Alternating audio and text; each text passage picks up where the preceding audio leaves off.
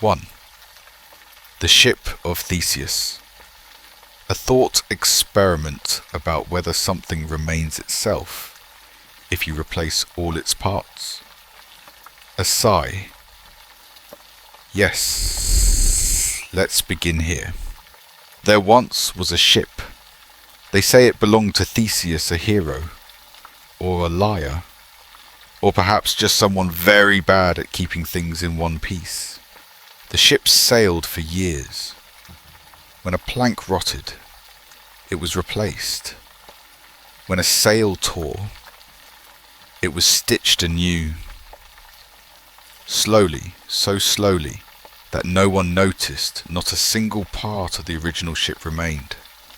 And yet, it still floated on, proudly called the Ship of Theseus.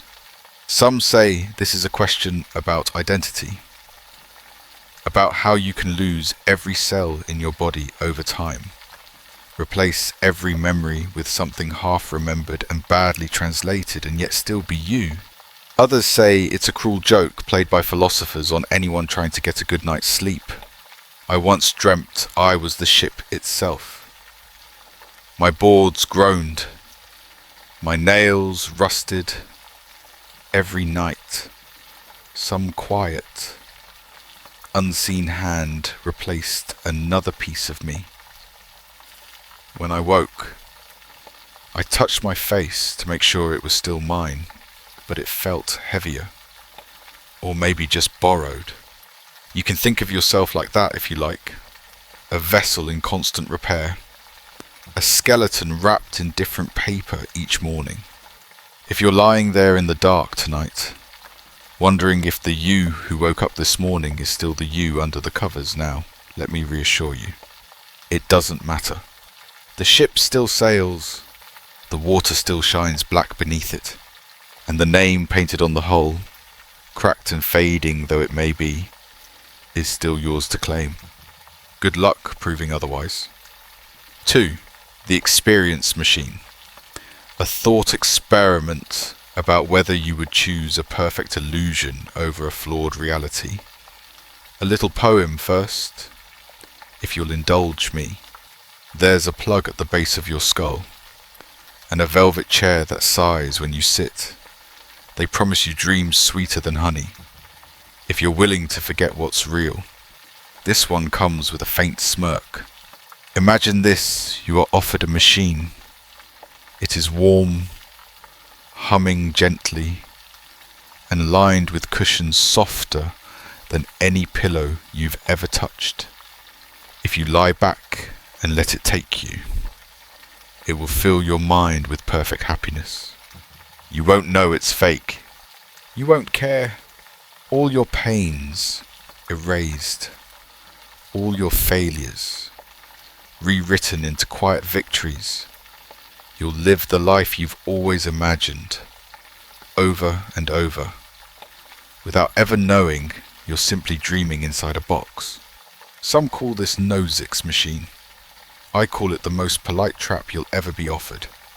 I knew a man, once an insomniac like myself, who claimed he'd already chosen the machine, and this world was the dream. I asked him how he could be sure. He just smiled and said, would it matter? And yet, somewhere deep in us, some small, stubborn creature claws at the velvet and whispers, no.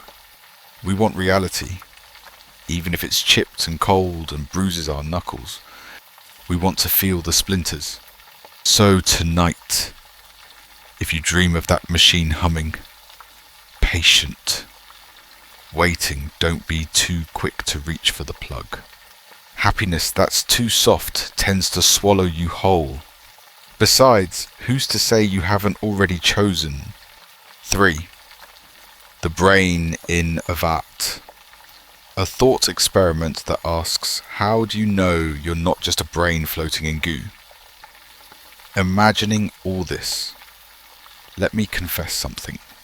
Some nights, when the moon is a dull yellow coin stuck too high in the slot, I swear I can hear the pumpy. You know the one soft and steady, just behind the walls, like it's keeping something alive. Here's the idea: you are not really here. You are not in your bed, not reading this, not breathing this air. You are a brain, suspended in a jar of thick, humming jelly, hooked up to a mess of wires and tubes. Every sight, every sound, every cruel little itch is nothing but an electric whisper, piped into your soft grey self from a machine you'll never see. They say this is meant to prove how fragile knowledge is, that if all you have are your senses, and your senses can be tricked, then what's left? I once sat at a cafe and watched a woman stir sugar into her coffee for nearly an hour. The way she moved, so certain, so graceful, I envied her. Then she looked up, and for just an instant, I thought she knows too. If you listen closely enough, you can almost hear the jar's glass walls creak when you shift. So tonight, if you feel something cool and viscous behind your eyelids, if the ceiling seems a little too perfect, don't panic. The pump is just doing its job. And if you ever do wake up to find the wires curling out of you like vines, don't forget to thank them. They've kept you dreaming this long. 4. The Trolley Problem. A thought experiment that asks if you'd pull the lever to save 5 people by dooming one. Ah, yes. This old friend of mine, the one that clatters into your mind like a rusty streetcar at midnight, whether you invited it or not. Let me paint it for you, even though you already know how it ends. You're standing by the tracks. To your left, 5 strangers are tied down, struggling faintly, the ropes digging into their shirt sleeves. To your right, a single figure lies on the other line, quiet, resigned, maybe even a little bored. Maybe even... You! Lucky you! Are at the switch! Pull it, and you divert the trolley, crushing one to save 5. Leave it be, and the 5 are gone. Either way, someone's blood ends up on your hands. I once asked an old conductor what he would do. His eyes were the colour of steel wool, and he said, "You're assuming the trolley ever cared what track it's on." Some nights, I dream the rails stretch out forever, with bodies lined up like beads on a string, and the lever hums warm under my hand no matter how long I hesitate. Some say this is about morality, about weighing numbers and guilt. I say it's about how heavy that lever becomes the longer you stand there. If you feel it tonight, that quiet click of choice in the pits of your chest, don't worry. The trolley was always going to roll through. You were just here to watch it happen. 5. The Chinese Room. A thought experiment that asks whether understanding is just following rules, or something more. Let me tell you a little secret in the shape of a poem. A room with no windows, no sound but paper. You sit there quietly, shuffling symbols. Outside, the world believes you understand them. Inside, you're just tired. You are seated in a room. The walls are blank, the door locked. And on your desk is a book thick, with instructions written in a language you don't understand. Slips of paper slide under the door, each covered in strange characters. You don't know what they mean, but the book tells you how to answer. Look up the symbol, find its pair, write it down, and slip it back out. Outside, the people waiting are delighted. They say you speak their language beautifully. They say you must understand them completely. But you don't. You're just following rules. Some say this proves that machines, even clever ones, will never understand. They'll just shuffle symbols, pretending forever. Others say this proves we're no different ourselves, meat machines, fumbling through a book we never wrote, pretending we understand our own hearts. I once had a dream where I was the book, pages dog-eared and scribbled with instructions, and someone else turned me one page at a time. If you feel it tonight, the eerie sensation that your words and thoughts might just be borrowed lines in someone else's manual, don't panic. Keep shuffling the slips. It seems to make them happy. 6. Mary's room. A thought experiment that asks whether knowing everything about something is the same as experiencing it. I should warn you, this one tastes a little like chalk. Imagine Mary. Poor thing. She lives in a room that is entirely black and white, the walls, the floor, even the food and flowers drained of hue. But she is brilliant. Brilliant enough to study every fact about colour, the physics of light, the biology of eyes, the chemistry of pigments. She knows how red works, how blue feels, how yellow glows on the skin, and yet she has never seen a single one of them. Then, one day, perhaps as a cruel joke or a mercy, someone opens the door, and light spills in. She sees a rose, and despite all her knowing, her perfect encyclopedia of facts, something new blooms in her chest. Some say this proves that experience is something you cannot simply think your way into. Others say it means nothing, because even roses fade. I once met a man who claimed he lived in Mary's room still, though his eyes were full of colour. When I asked him why he hadn't left, he only laughed and said, "The door swings both ways, you know, you. If you feel it tonight, that strange ache for something you've already memorized but never really held, don't be ashamed. Knowing is not the same as touching, and some doors take longer to open." 7. Zeno's paradoxes. A thought experiment that asks how you can ever reach your destination if you must first travel halfway there, and halfway again, forever. Ah, here comes Zeno, dragging his dusty sandals across your mind like a very patient tortoise. He asks you to imagine this. You stand at the end of a long, long hallway, a door waiting at the far end like a quiet promise. You take a step, you've closed half the distance. You take another, half again, and again, and again. Always halfway, always smaller, always closer. But if you follow Zeno to the bitter end, never quite touching. Some say this is proof that motion is an illusion, that all our frantic little scurrying is just math laughing at us. Others say it's a reminder of how everything worth reaching feels like this. Like progress shrinking into fractions the more you want it. I once dreamed I was the hallway itself, with footsteps echoing down my length, never quite arriving.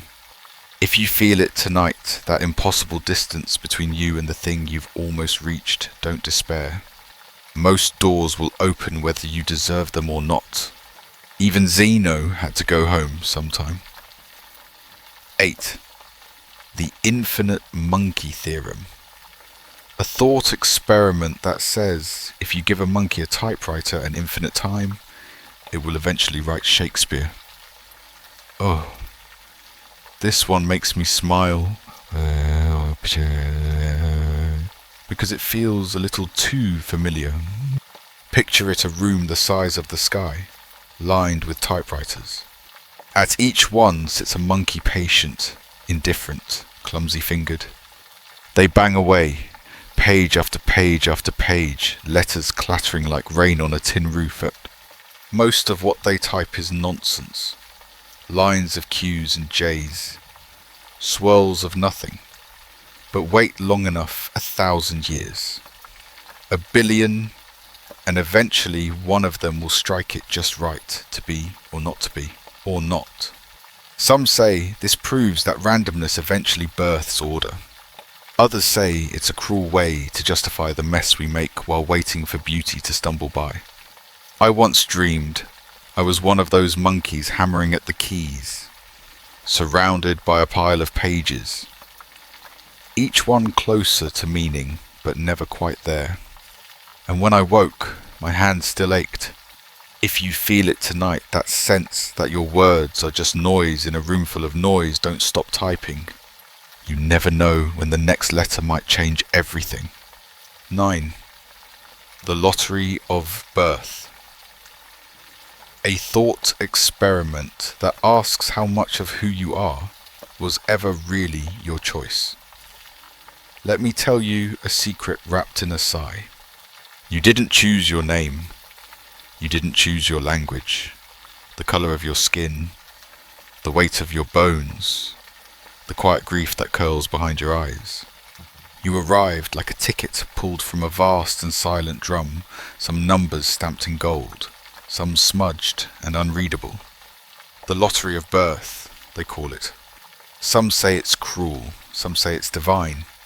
I once sat at a bus stop and watched a boy study his reflection in a scratched pane of glass. He touched his cheek like it was borrowed, like he'd just noticed it was his prize or his punishment. And isn't that the strangest thing? You wake up every day in this body, with this history, these ancestors whispering at the edge of your hearing, and you pretend you chose it all. But tonight, if you feel it, that faint sense of unfairness, that quiet question at the back of your throat, don't worry. Everyone else drew their number too, and none of us really know who's holding the drum. 10. Schrödinger's cat. A thought experiment that asks if something can be both alive and dead until you look. A drowsy little rhyme to set the stage. In a box so quiet it hums. There lies a cat who sleeps in sums. Alive. Dead. Neither. Both until your eyes unlock the oath. Imagine, if you will, a box.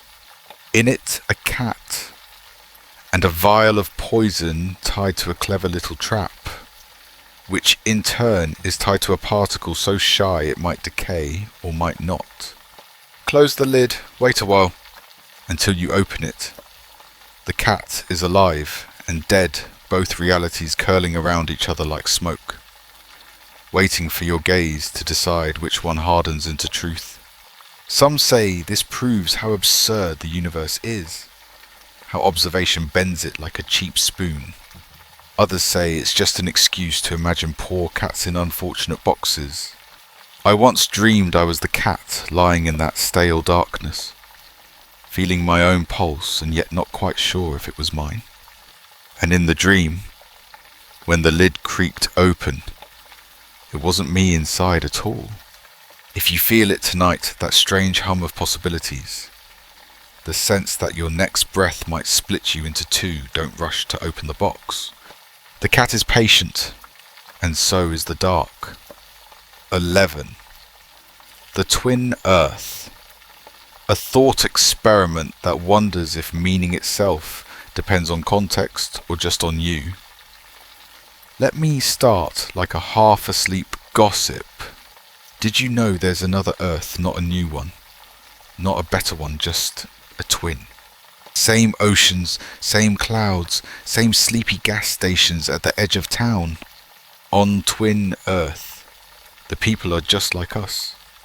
They point at lakes, at trees, at the shimmering blue in a glass and call it water. But here's the rub, their water isn't H2O at all. It looks and tastes just like ours, but it's made of something entirely different, something alien. Yet they still call it water. Some say this is about language, about whether words mean what they point to in the world, or just what they mean in our weary little heads. I say it's about how fragile our knowing is, how we wander through the day slapping labels on things, never asking if the thing beneath the label even cares. I once dreamt I stood on Twin Earth myself. The sun looked familiar. My own shadow followed me like a tired dog. But when I bent to cup water in my hands, it was thick, heavy, and hummed faintly, like glass about to break. If you feel it tonight, that nagging suspicion that the words you'd whisper don't quite fit the things you're holding, don't worry. Twin Earth isn't so far, and neither is the silence beneath our names. 12. The Veil of Ignorance. A thought experiment that asks, would you design a fair world if you didn't know where you'd stand in it? A murmured confession before we begin. Sometimes, when I can't sleep, I imagine pulling a thin white sheet over my face and forgetting everything about myself.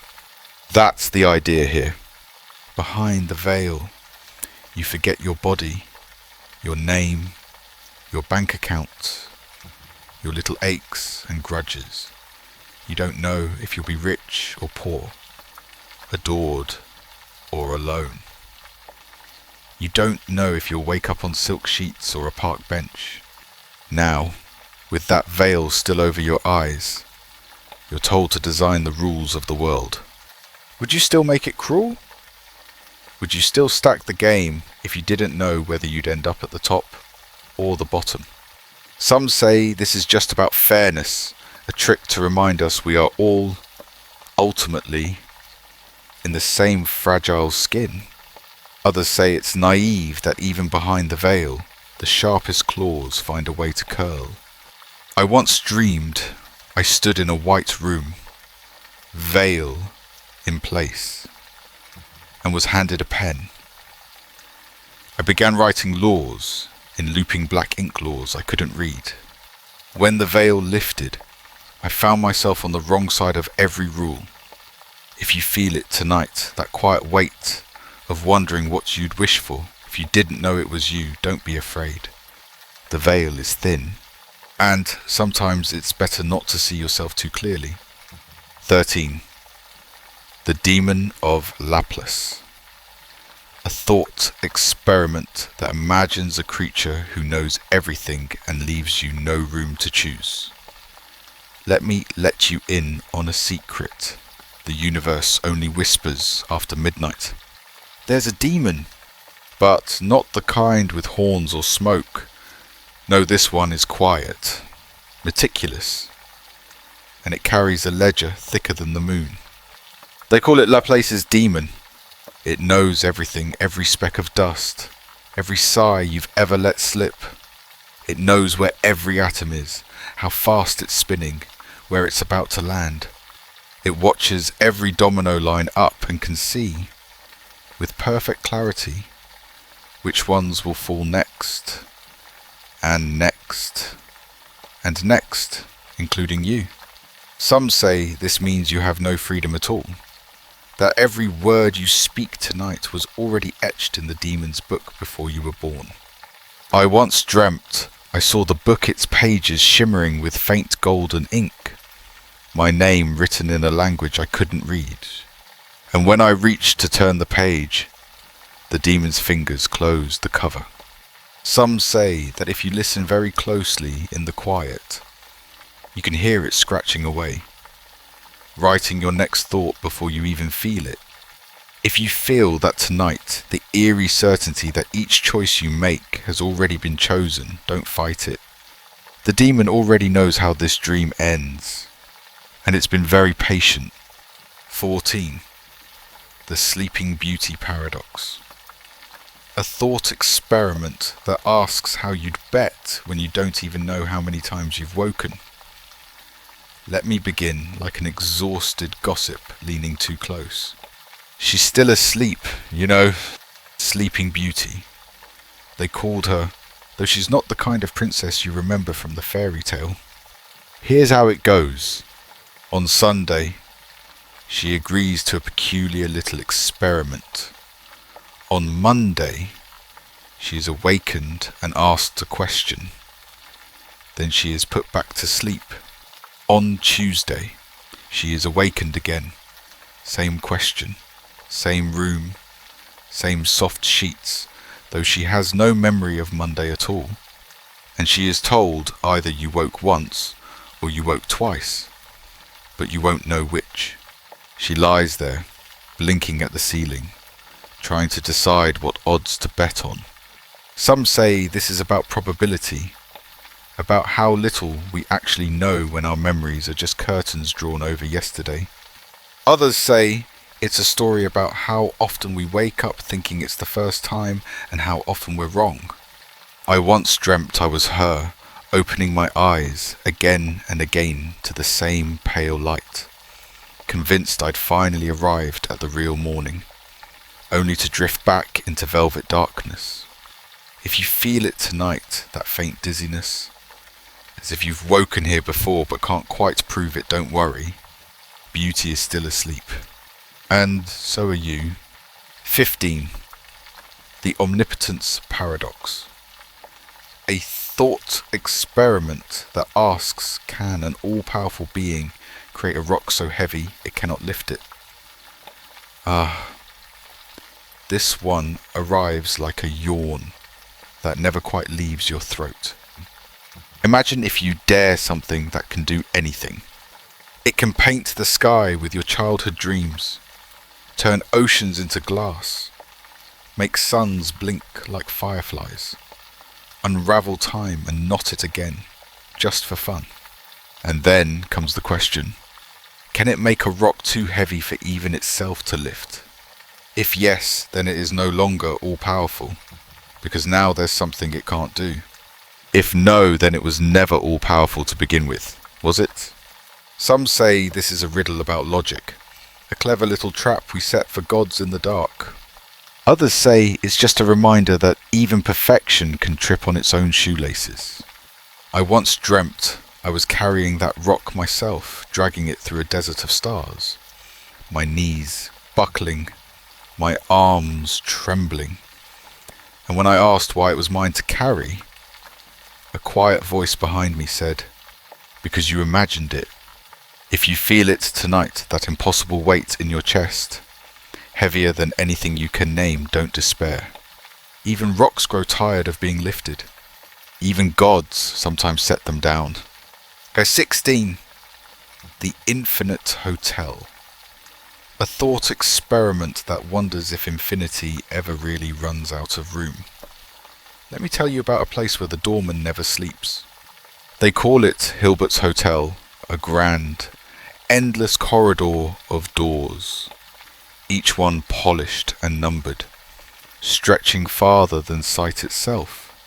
It is full, every room occupied, and yet, when you arrive dishevelled, clutching your little suitcase of mistakes, they smile and say, "We've been expecting you."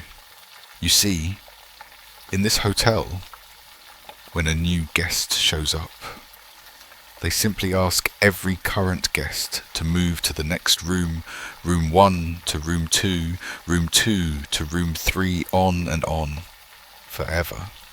And just like that, room 1 is free for you. Some say this is just a trick about infinity, how it can still make room for one more, even when it seems full. Others say it's proof that no matter how crowded your mind gets with regrets and half-forgotten nights, there is always space for another story. I once dreamt I worked there shuffling endless keys on an endless ring, bowing to guests who all looked vaguely like me.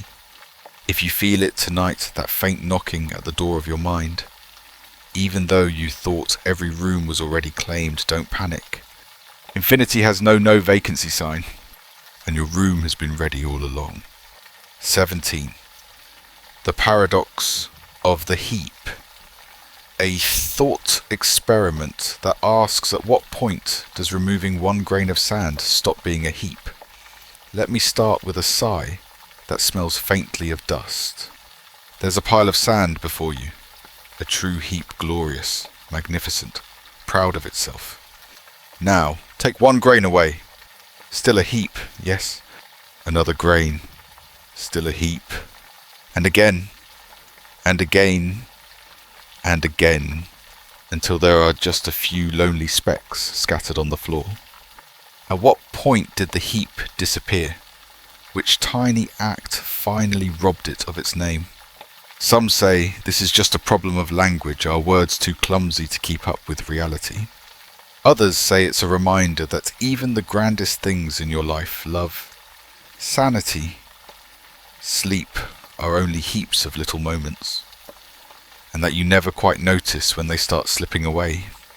I once dreamed I was the heap myself, crumbling grain by grain under someone's careful fingers, still insisting I was whole until the last. If you feel it tonight, that quiet subtraction, the sense that something small and precious has gone missing and you can't name when, don't mourn. Even the bare floor remembers what it held. And so do you, 18, the invisible gardener. A thought experiment that wonders if faith is just a garden you tend even when no one else sees it. I'll begin like a half-asleep gossip leaning over your pillow. Two people stumble upon a garden. It's lush, alive, buzzing with quiet beauty, a place where every vine seems to know its place. One insists there must be a gardener. Someone, somewhere, must have coaxed all this into being. The other scoffs if there is. He's invisible, silent, careless, or long gone. So they stay, these two, night after night, watching, waiting. They set traps. They shine lights. They plant little tests in the soil, hoping to catch the gardener's shadow flitting between the roses. But nothing appears. Some say this is about belief, about how much you're willing to see without proof, and how much you're willing to love something, even if no hands shaped it. Others say it's just about gardens, that their secret is not a gardener, but the quiet agreement of sun and soil and time. I once dreamt I was the gardener myself, invisible, hands deep in black earth, tending petals no one would ever thank me for. If you feel it tonight, that strange hush, as though something has been watching you all along, or not at all, don't fret. Some gardens don't need you to believe in them, but they'll bloom just the same. 19. The Bootstrap Paradox. A thought experiment that asks what happens when an effect becomes its own cause. Let me start like a weary magician leaning on his cane. Suppose you find a book. It's old, fragile, full of intricate notes about how to build a time machine. You follow the instructions piece by piece, and against all odds, it works. Grinning, trembling, you climb inside and travel back to the day before you found the book. And there you are, placing the book where you'll find it tomorrow. But whose notes are these who wrote them first? Some say this is just a riddle, a clever knot in the fabric of cause and effect. Others say it's a mirror showing us how often we create the very ghosts that haunt us. I once dreamed I was the book itself, pages thin as whispers, handed back and forth between hands that never remembered writing me. If you feel it tonight, that dizzying loop, as though you've already been here and already left, don't pull at the thread too hard. Some knots don't need to be untied, and some stories write themselves. 20. The perfect map. A thought experiment that asks what if a map became so detailed it was the same size as the territory it described. Here's a little poem to set the mood. We drew a map to find the world, and found it heavier than our hands could hold. Every tree, every street, every breath, A map so perfect, it became the thing itself. Imagine cartographers tireless, meticulous setting out to make the most accurate map ever made. First they include every hill, then every rock, then every blade of grass.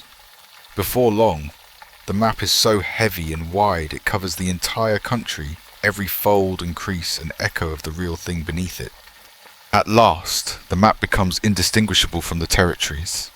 And then no one needs the map anymore, because the map is the world now. Some say this is about our obsession with precision, how our hunger to know every detail sometimes blinds us to the thing itself. Others say it's about how reality and our description of it slowly tangle, until we can no longer tell them apart. I once dreamt I lived on such a map, walking its painted streets, knocking on doors drawn in careful ink, always afraid to peek underneath. If you feel it tonight, that sense that every word, every line you've memorized is just another layer over something real, don't be afraid. The map was never meant to replace the journey, but it does make a lovely place to get lost. 21. The Infinite Library. A thought experiment that imagines a library containing every possible book, every truth, every lie, every word you'll never read. The Library of Babel. Just saying it out loud feels like an exhale you've been holding for centuries. Imagine a library with shelves that stretch beyond sight, hexagonal rooms, spiraling staircases, soft lamplight that never seems to reach the corners. On its shelves, every book that could ever exist, every biography of you, written in every possible way, every wrong answer, every right one, every dream you never dreamed, written in painstaking details. It contains the cure for every disease, but also books full of nothing but one letter, repeated forever. Some say this is about infinity, how overwhelming it feels to know that the truth is out there, somewhere, buried among a trillion lies. Others say it's about how even when you're handed everything, you still don't know what to look for.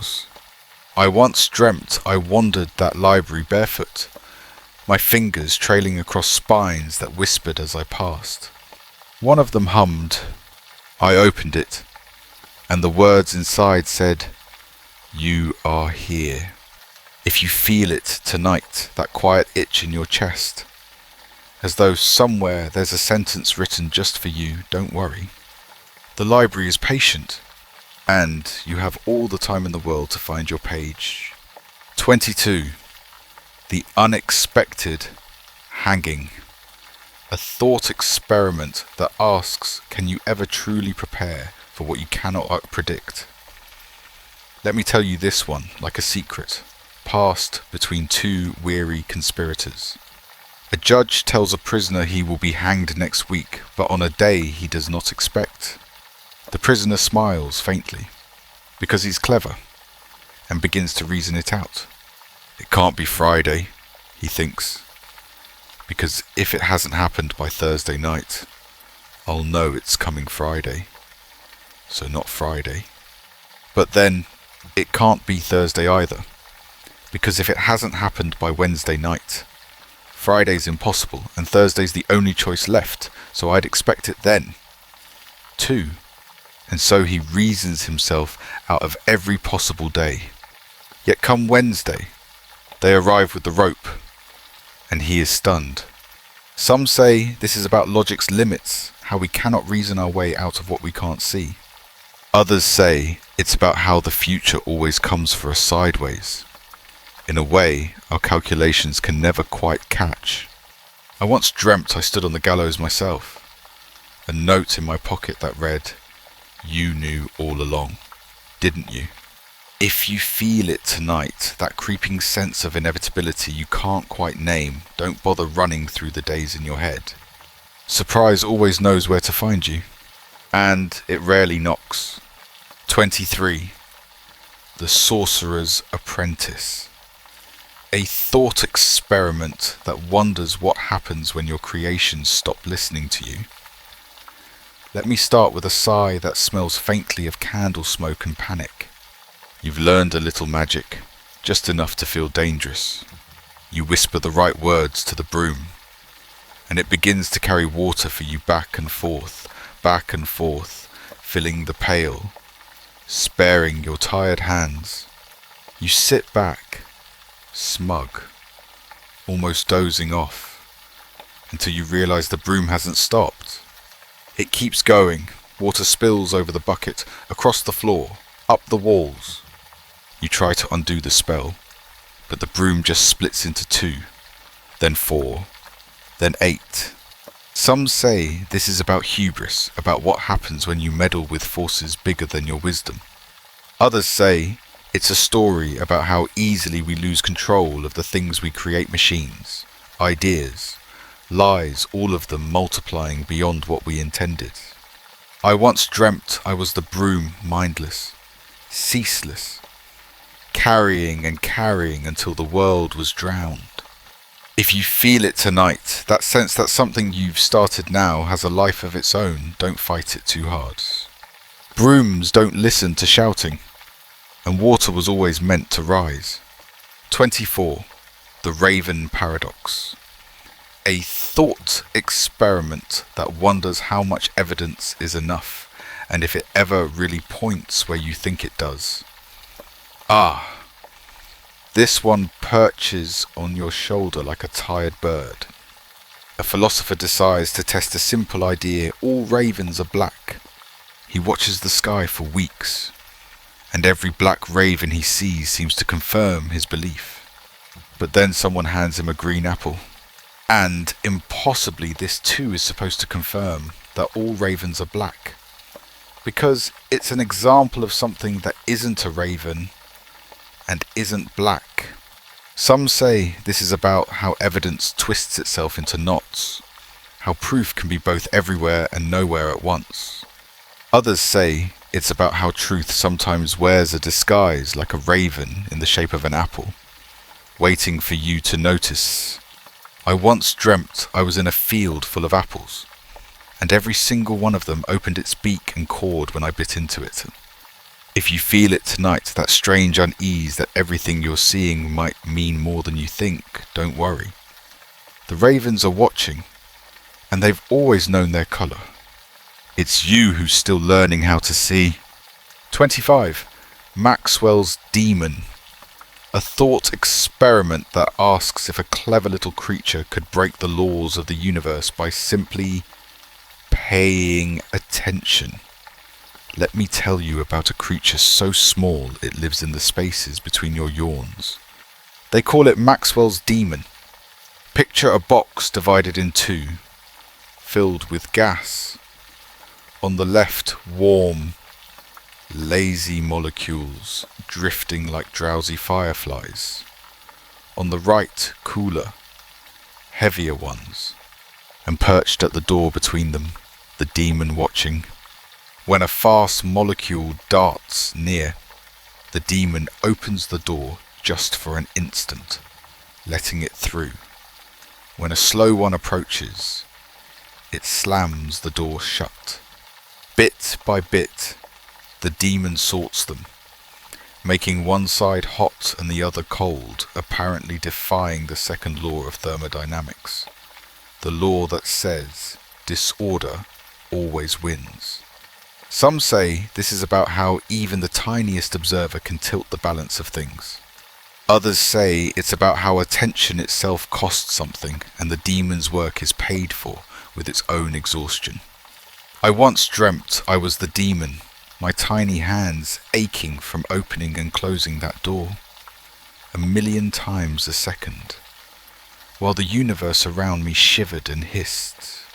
If you feel it tonight, that sense that something unseen is quietly keeping score, opening and closing doors behind the scenes, don't be afraid. The demon is just doing its job, and it's just as tired as you are. 26. The Teleporter Paradox. A thought experiment that asks if you're disassembled and rebuilt somewhere else. Are you still you? A confession, whispered like a bedtime secret. Sometimes I lie awake and feel all my pieces shift, wondering if they're still mine.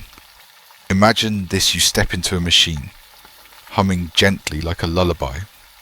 It scans you, atom by atom, notes where everything goes, every molecule, every quiet scar, even the secret ache in your ribs. Then it vaporizes you, and somewhere else across the world, across the stars, it rebuilds you perfectly. But here's the question: is that you walking out the other side? Or is you still dust on the floor of the first machine? Some say it doesn't matter, that continuity is just a story you tell yourself to keep from screaming.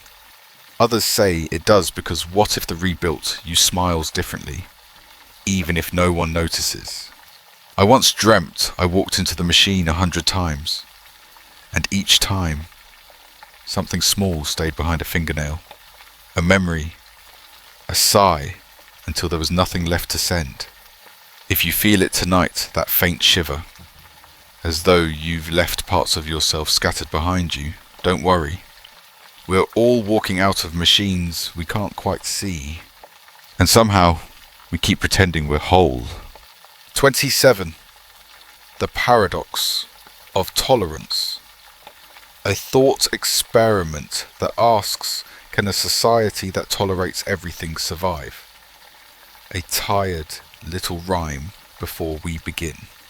If you let in every guest, even those who hate the rest, the walls will crack, the roof will fall, and there will be no house at all. Picture a town with wide streets and open doors, everyone welcome, no matter what they believe, no matter how sharp their teeth when they smile. But then, among them, come those who despise the openness, who demand the doors close behind them, who scowl the neighbours and shout down their voices. Some say you must tolerate them too, otherwise what's the point of tolerance at all? Others say that letting them in is handing them the match they'll use to burn the whole house down. I once dreamt I lived in that town, the windows glowing soft and gold, while outside, dark shapes pressed closer and closer against the glass. I held the door open just to be polite, and the wind that rushed in never left. If you feel it tonight, that uneasy sense that kindness has teeth marks on it, don't be ashamed. Even the most patient house must choose when to lock the door. 28. The Newcomb's Box. A thought experiment that asks, do you trust in free will or in prediction? This one feels like playing cards with the future, half drunk, at a table that tilts slightly to the left. You're standing in front of two boxes. One is transparent and you can see it holds $1,000. The other is sealed and it may contain $1 million, or nothing at all. Here's the trick: a being who predicts choices with eerie perfection has already decided what's in the sealed box. If it predicted you'd take only the sealed box, it left you the million. If it predicted you'd take both boxes greedy, as most do, it left the sealed one empty. So, do you trust your own choice? Or do you trust the predictor, who might already have you figured out? Some say it's a question of free will, whether you're really choosing anything at all. Others say it's just a cruel game, a reminder that knowing too much about yourself is the fastest way to lose. I once dreamt I opened the sealed box and found only a mirror inside. On the glass was written, "You already knew." If you feel it tonight, that quiet sense you've already chosen, long before you arrive, don't fight it. Even the boxes are tired of waiting. 29. The Trilemma. A thought experiment that asks, how do you justify what you believe, when every answer circles back on itself? Let me open this one like an exhausted riddle. You say something is true, but someone asks why. You point to a reason. Then they ask, and why is that true? And so you point to another, and another until the ground crumbles beneath you, and you're left teetering at the edge of 3 terrible choices. You can keep justifying forever, chasing your own tail in an infinite chain of explanations. Or you can circle back, believing something just because it supports itself, round and round, like a snake that forgot which end is which. Or you can stop and say because it just is, planting your flag in the bedrock and pretending not to notice it wobble. Some call this Agrippa's trilemma. Others call it dinner conversation with philosophers. I once dreamt I was standing in a vast echoing hall of mirrors, each one reflecting another, and another, and another, and somewhere in the middle. I caught my own eyes and thought, well, do you believe yourself yet? If you feel it tonight, that dizzying, hopeless little tug at your thoughts, as though every reason you've ever had is built on sand, don't worry. Belief doesn't need your permission to keep breathing. And neither do you. 30. The Trolley Paradox. A thought experiment that asks what happens when everything you believe is reasonable. But all of it together can't possibly be right. Let me tell you this one like a sleepy bartender cleaning the same glass too long. You walk into a lottery office and they show you the tickets, thousands of them, maybe millions. You pick one at random, you know, of course, that it almost certainly won't win. Every single ticket except one will lose. So you look at each ticket and say this one won't win, neither will this one. Or this one, and you're perfectly reasonable each time. But here's the problem if you believe that about every ticket. You're also believing that none of them will win, and yet you know one of them will. Some say this is about probability, the strange dance between the reasonable and the impossible. Others say it's just another way to describe hope, how we stare at impossible odds and keep whispering, but maybe mine. I once dreamed I was the ticket crumpled, half torn, lying at the bottom of the drum, and someone's trembling fingers still plucked me up. If you feel it tonight, that quiet sense that everything you believe seems reasonable but somehow can't all fit together, don't fret. The world has always been better at keeping its secrets than we are at guessing them. 31. The problem of the criterion. A thought experiment that asks, how can you know if you know, if you don't already know how to know? Let me start like an exhausted professor dropping his chalk. You want to know something, anything, something true. But to know that it's true, you need a standard, a criterion. And to choose the right criterion, well, you'd need to already know what counts as true, wouldn't you? It's a loop, a quiet, mocking little Ouroboros, and no matter where you step in, it seems you're already too late. Some say this is about humility, learning to live in the gap between what you think you know and what you actually do. Others say it's just a cruel trick, that knowledge is a house of cards we all agree not to breathe too hard on. I once dreamt I held a golden ruler that could measure truth. But when I looked closer, the numbers on the ruler were written in chalk, and they kept smudging under my fingers.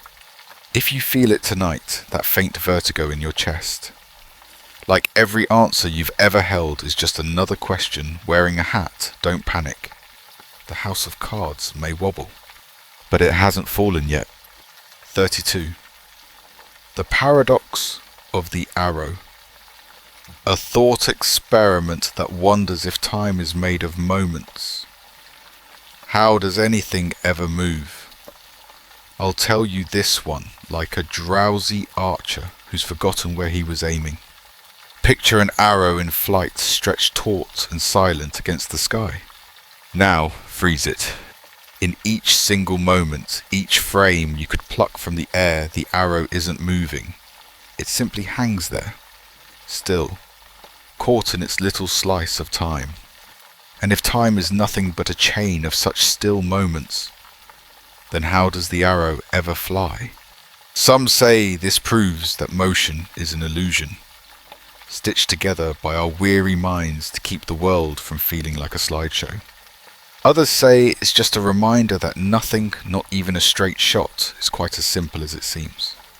I once dreamt I was the arrow suspended in air, feeling the string's warmth still humming along my spine, unable to remember if I was rising or falling. If you feel it tonight, that strange pause in your chest, as if your whole life is just a series of photographs flipped too fast to notice, don't worry, you're moving, even if the moments don't admit it. And somewhere ahead, the target is waiting. 33. The problem of other minds. A thought experiment that wonders, how do you know anyone else is really there? This one comes to you like a whisper through a cracked door, hesitant but impossible to ignore. You're sitting in a room, watching someone smile at you. Their lips move, their eyes glint, their hands fidget with the hem of their sleeve. And yet, how can you ever be sure that behind those eyes there is a mind like yours? How do you know they aren't just a perfect imitation, a hollow doll, a dream of what a person is supposed to be? Some say this is about empathy, the leap of faith we make every day when we assume others feel what we feel. Dazed. Others say it's about loneliness, the quiet truth that, no matter how close you press, the inside of someone else's mind will always be just out of reach. I once dreamt I stood in a crowded room, and everyone turned toward me at once, all smiling, all moving just right, but not one of them blinked.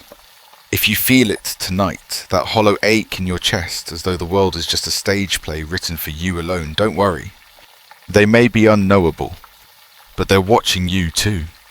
And that's something, isn't it? 34. The paradox of inquiry. Menno's paradox, a thought experiment that asks, how can you search for something if you don't already know what it is? Let me tell you this one, the way an old librarian once told it to me. Half asleep over her desk, you set out to find something, a truth, a secret, a name that hums at the edges of your teeth. But here's the trouble. If you already know what it is you're looking for, then you don't really need to search at all. But if you don't know what it is, how will you even recognize it when you stumble across it? Some say this is about the strange way knowledge blooms, how we grope blindly, and yet somehow find what we didn't know we were missing. Others say it's about how every answer is really just a question in disguise. I once dreamt I walked through a library where the shelves stretched so high I couldn't see the ceiling. Every book was blank, except for one, and even when I opened that one, it simply read, "You're getting warmer." If you feel it tonight, that quiet itch in your mind that wonders if what you're chasing has been hiding behind you the whole time, don't stop. The search itself might be all there is. And perhaps that's enough. 35. The Swampman. A thought experiment that asks if something identical to you appeared by accident. Would it still be you? This one drips like rainwater into your dreams. You're walking through a swamp. The air is thick and sour. Mosquitoes weaving little curses around your ears. And then lightning strikes. You fall. Your body dissolves into the black water, silent and final. But in that same moment, in that same swamp, a perfect replica of you rises from the muck molecule by molecule, identical to the last eyelash.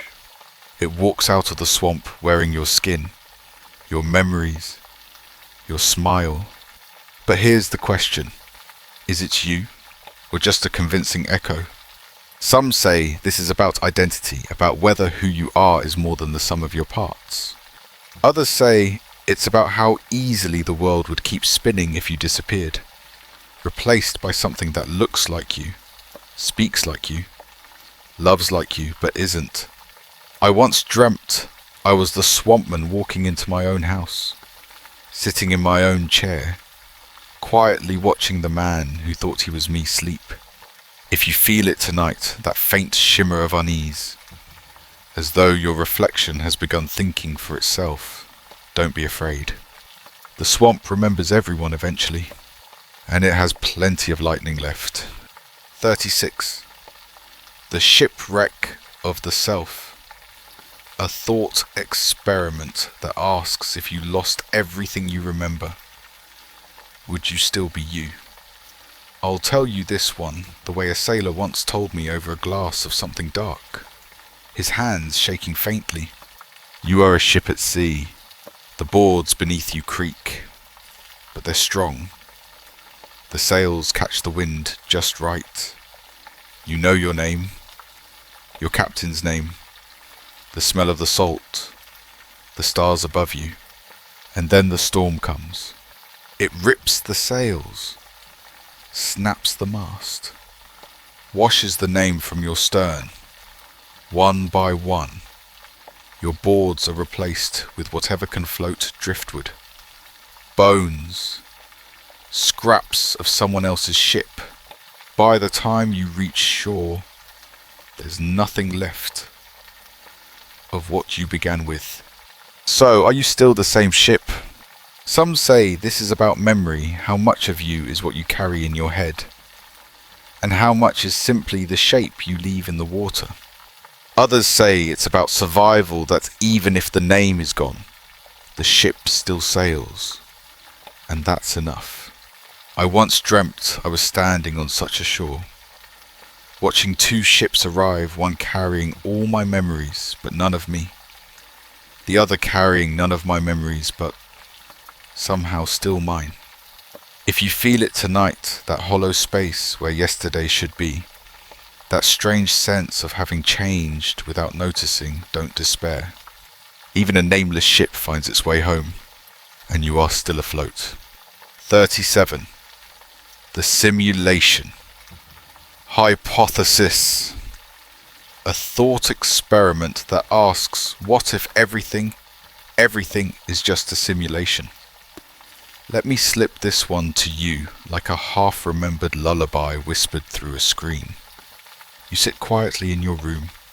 The walls hum faintly. The light seems a little too sharp. The air feels like it's waiting for you to notice something. And then it occurs to you a thought so quiet it almost passes unnoticed. What if none of this is real? What if you're not sitting in a room at all, but inside a vast machine? Every star above you, every laugh you've ever heard, every heartbreak just pixels, running on some ancient, blinking server. Some say this is about possibility, that if it's even possible to create such a simulation, then it's likely someone already did. Others say it doesn't matter, that even if you're just lines of code, you still feel real enough. I once dreamt I woke up inside a room full of screens, and every one of them showed me, sitting here, blinking back at myself. If you feel it tonight, that faint electric hum beneath your skin, as though something is rendering you on the fly, don't panic. Even a simulation dreams of being real. And perhaps that's all it takes. 38. The Twin Paradox. A thought experiment that asks if one of you travels far enough, fast enough, will you still be twins when you meet again? This one arrives like a soft knock at the door of your skull. You and your twin stand at the edge of the launch pad. One of you climbs into a gleaming ship, engines purring with the promise of light years. The other stays behind, watching as the ship disappears into the black. Time, they say, doesn't treat travellers kindly. For the twin who stays, the years drag on, slow and heavy. The seasons stumble by. The world grows older. But for the twin who flies, time shrinks, curls into itself, runs thin as a whisper. And when you finally meet again, one face still young, the other weathered like driftwood, are you still twins? Some say this is about the strange elasticity of time, how it bends and snaps around us when we move too fast or stand too still. Others say it's just another way to describe how distance always changes us, even if no rockets are involved. I once dreamed I stood on that launch pad, watching my own face wave back at me from inside the ship, both of us unsure which one of us was leaving. If you feel it tonight, that faint sense you've already outrun yourself, that time has treated the pieces of you unequally, don't worry. The twins were always meant to be different, and the stars will wait for both of you. 39. The Omniscient Librarian. A thought experiment that asks if you knew everything. Would you still bother to turn the page? Let me tell this, like an exhausted librarian whispering through the stacks. You are handed a key to a library. Not just any library, but the library. Every book you could ever want is here. Every story, every secret, every memory you've lost, and every future you'll never reach. You can pull down any volume and read exactly how it ends for you, for them, for the stars above you. You can know who loved you without saying it. You can know how many times your heart beats before it stops. But after the first few books, the air grows thick and stale. You realize each page you turn feels heavier than the last, and each story you finish leaves you with fewer reasons to keep reading. Some say this is about omniscience, about how knowing everything hollows you out, makes wonder impossible. Others say it's about choice, that even if the shelves are infinite, the courage to reach for one book at a time is what keeps the dust off your hands. I once dreamt I was that librarian arranging shelves that never ended, my arms aching, my eyes too tired to read even my own name. If you feel it tonight, that creeping sense you've already seen the next page, and the one after, don't close the book just yet. Even knowing the ending, there's beauty in turning the page. And somewhere in those stacks, you're still written in. 40. The self-refuting statement. A thought experiment that wonders what happens when a truth undoes itself. This one comes to you like a snake biting its own tail. Drowsy and stubborn. Imagine someone tells you all statements are false. If they're right, then that statement itself must be false. But if it's false, then perhaps not all statements are false. Round and round it goes, like a moth circling a candle, slowly burning its wings and smiling anyway. Some say this is about the fragility of certainty, how even our strongest truths sometimes carry little seeds of their own destruction. Others say it's just about learning to live with paradox, letting the snake bite, and realizing it never really mattered who started it. I once dreamt I stood on a stage, holding a sign that said, "This sign is a lie," and the audience applauded until I couldn't tell if they were mocking me or themselves. If you feel it tonight, that soft contradiction humming in your chest, as though every word you speak trips over itself, don't worry. Even lies have their uses, and the truth was never meant to sit still anyway. 41. The Omnipresent Watcher. A thought experiment that asks if you knew you were always being watched. Would you still be yourself? This one lingers in the corner of your mind like a pair of faintly glowing eyes. Imagine you're told, quite seriously, that every moment of your life from your first breath to your last sigh is being observed. Not just by cameras, not just by people, but by something vast and tireless and curious, recording your every thought, your every hesitation, your every unspoken wish, even in your sleep, even in the shower, even when you're alone and muttering secrets into the dark it sees. Some say this is about morality, how the idea of being watched shapes what we dare to do. Others say it's about fear, how we pretend at freedom while shuffling in invisible chains.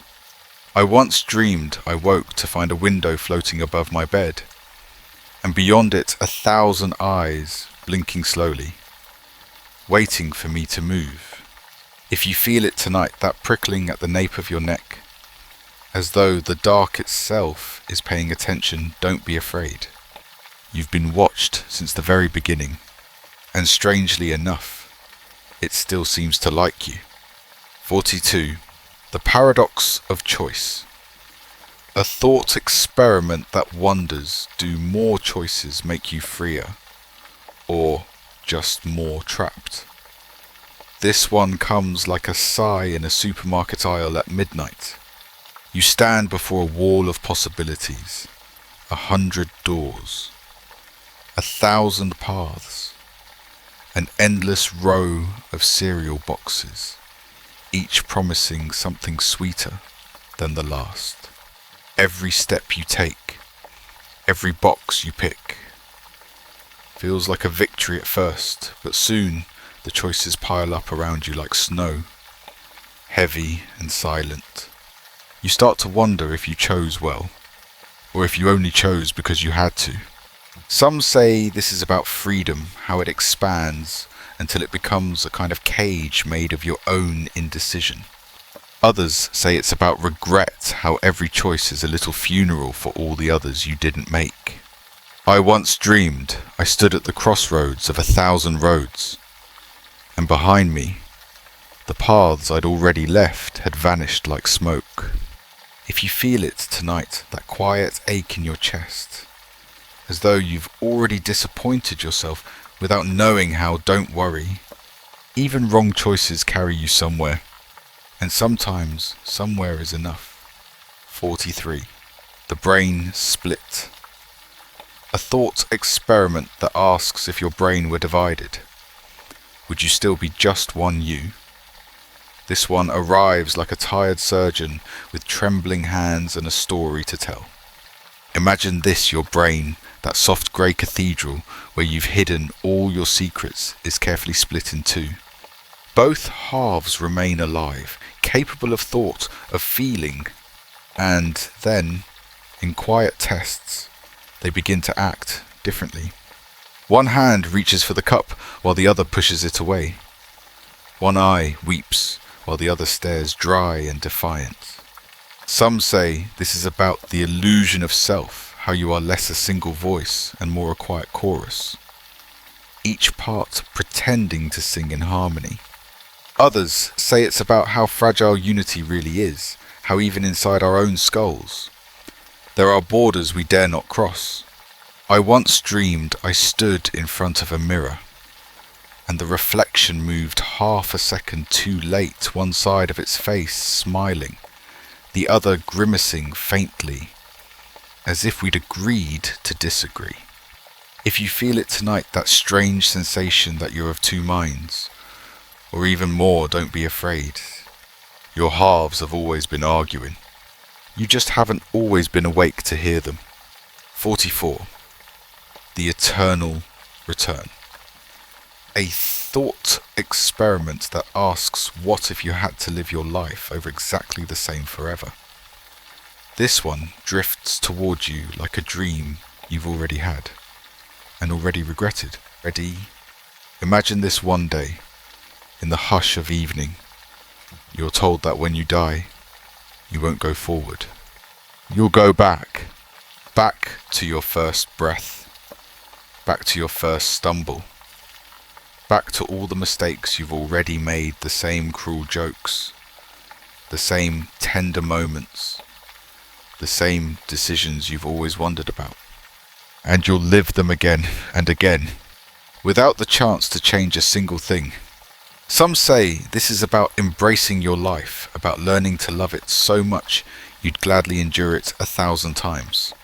Others say it's about despair, the heavy realization that you can't escape what you are, even across eternity. I once dreamed I stood at the top of a staircase, and as I stepped down, I found myself stepping up again, endlessly circling, my own footsteps echoing from below and above. If you feel it tonight, that quiet dread, as though you've said this before, felt this before, and will again, don't panic. You've already been here, and somehow, you're still here. 45. The Prisoner's Dilemma. A thought experiment that asks, when everyone looks out for themselves, who wins? Let me tell it to you the way an old prisoner told me. Through the bars. You and another are caught. You're each given a choice. Betray the other or stay silent. If you betray and they stay silent, you walk free and they rot. If you both betray, you both rot, but less so. If you both stay silent, you both get just a little time and walk away soon enough. The clever thing, the cruel thing is this: no matter what you choose, you can never really trust the other. Some say this is about trust, how fragile and rare it really is. Others say it's about survival, how fear sharpens our teeth against each other, even when cooperation would save us both. I once dreamed I was sitting at that little metal table, staring at the other prisoner who looked exactly like me, and we both opened our mouths at the same moment, unsure whether we'd confess or not. If you feel it tonight, that subtle tension in your chest, as though everyone you've ever known might betray you for just a little more freedom, don't be ashamed. We're all prisoners here, and we all think we're clever enough to win. 46. The Veil of Perception. A thought experiment that asks, what if you never see reality? Only your own mind's version of it. Let me slip this one to you like a dream between blinks. Every colour you see, every shape you trace with your fingers, all of it comes to you through a filter. You don't see the world itself. You see your eyes' nervous little translation of light, your ears' desperate guess at sound, your brain stitching it all together into something you can stand to call real. But what if the filter's wrong? What if the red you see is not the red I see? What if the world beyond your senses is stranger, sharper, more unbearable than you could ever imagine? Some say this is about humility, about remembering that we see reality only dimly, like shadows on a cave wall. Others say it's about terror, about realizing you may never touch the real thing at all. I once dreamed I reached through a curtain and felt the edge of something vast and cold and alive, and when I pulled the curtain back, all I saw was the same room, waiting politely. If you feel it tonight, that faint shiver, as though the world is only a mask and you're starting to feel its edges don't rush to tear it away. The veil has teeth after all, and it's been kind enough to wear them for you. 47. The Sleeping Judge. A thought experiment that asks, can justice be real if no one is awake to deliver it? Let me tell you this one like a rumour shared through a keyhole. There is a courtroom somewhere vast and hushed, lined with shadows instead of walls. At its centre sits the judge, head bowed, gavel in hand, fast asleep. The defendants and accusers file in and out, whispering their cases, pleading their causes, but the judge never stirs. Verdicts are passed anyway, doors opening and closing.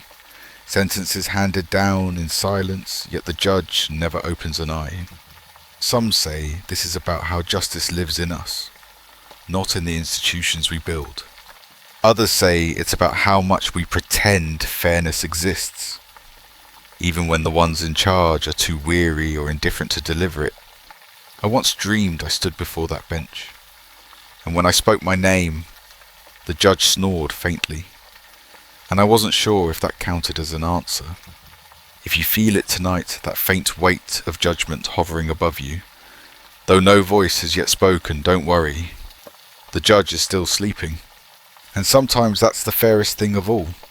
48. The transparent room. A thought experiment that asks if everyone could see everything you did. Would you still be you?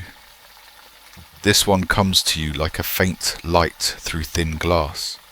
Imagine waking up inside a room. The walls are clear. The ceiling is clear. Even the floor is clear, and beyond them, 1,000 silent faces are watching. Every choice you make, every word you mumble to yourself, every breath fogging the pain, they see it all. You cannot leave. You cannot hide. Some say this is about virtue, about how we behave when we believe we're always being watched. Others say it's about fragility, about how much of ourselves we bury when we think someone's looking too closely. I once dreamed I was in such a room, and the strangest thing wasn't the eyes pressed to the glass, but the slow realization that some of those faces looked exactly like mine. If you feel it tonight, that subtle prickle, as though every shadow on the wall has a pair of eyes in it, don't fret. We're all in glass rooms. Some of us just stop noticing. 49. The last human. A thought experiment that asks, who are you? If no one else is left to know you, this one settles in your chest like a long, lonely sigh. Picture a world gone quiet. No footsteps but yours. No voices but the faint echo of your own. The buildings still stand. The clocks still tick for now. The wind still stirs the curtains. But you are the last. You walk the streets and see your reflection in the windows, your face, the only story left. Some say this is about identity, about how much of you exists only because others are here to notice, to name, to mirror you back to yourself. Others say it's about fear, that without an audience, even the grandest performance feels hollow. I once dreamed I stood at the center of a silent city, calling my name into the dark, just to hear anyone answer. If you feel it tonight, that faint ache, as though the world has already grown too quiet, don't despair. Even the last human can still hum a tune, and sometimes that's enough to fill the air again. 50. The mirror's answer. A thought experiment that asks, what if the reflection knows more than you do? Let me tell you this one, the way it was told to me, with a shiver and a glance over the shoulder. You stand before a mirror. It stands before you. For years, you've trusted that what it shows is simply you, the hair out of place, the faint weariness in your eyes, the smile you practice for no one. But one night, very late, you notice something small, a hesitation, maybe a flicker just at the corner of its mouth that you didn't make. And then it speaks. Some say this is about self-knowledge, about the pieces of yourself you're too tired, too stubborn, too afraid to see. Others say it's about how fragile the line is between what looks like you and what wants to replace you. I once dreamed I pressed my forehead to the glass, and my reflection whispered something I couldn't quite hear, but it sounded a lot like goodbye. If you feel it tonight, that weight of your own eyes staring back, as though they know something you don't break the mirror. It's been keeping your secrets longer than you've been alive. And it deserves to keep at least one more. The end.